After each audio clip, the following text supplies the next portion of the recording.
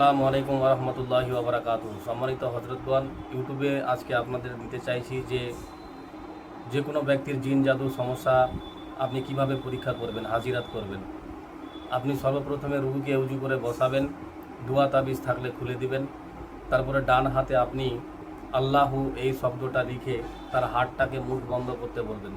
আপনি 2 মিনিট দরুদ ইব্রাহিম পড়ে ফু দিতে থাকবেন আর হুকুম লাগাবেন। আল্লাহর হুকুমে যদি জিন জাদুর সমস্যা থাকে, জিনের সমস্যা যদি থাকে, তাহলে ডান হাতটা ভার হয়ে যাক, তো ভার হয়ে যাবে, অথবা হাতটা গরম হয়ে যাক, তো আগুনের মতো গরম হয়ে যাবে।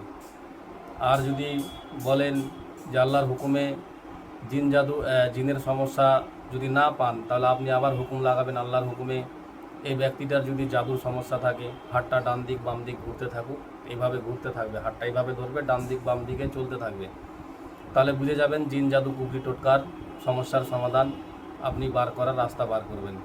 এখানে আপনার হাজিরাত হয়ে গেল, রোগ নির্ণয়টাও হয়ে গেল। এবার এই দুইটা আলামতের মধ্যে যদি কিছুই ধরা না পড়ে, তাহলে শারীরিক সমস্যা হতে পারে। আর বিস্তারিত বেশি লম্বা ভিডিও করছি না, শর্টকাটে বলছি।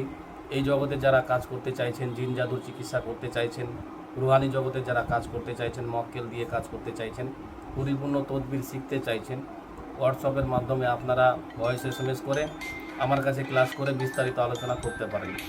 আসসালামু আলাইকুম ওয়া রাহমাতুল্লাহি ওয়া বারাকাতুহু।